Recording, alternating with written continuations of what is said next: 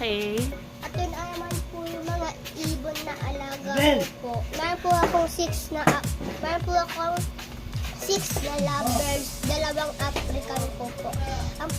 Meron lang po akong kilalang isang lovebirds dito, si Sammy lang po. Kulay blue po siya. Saan yun? Turo mo. Ayun po siya. Ayun po siya, yung naka-and kulay blue.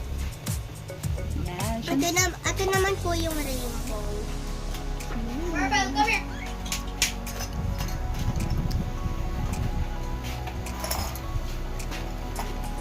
Bakit ang biglang dami nito? Po, sa lahat ng nagsuporta po sa akin. Madaming salamat din po. Bye-bye po. Narinig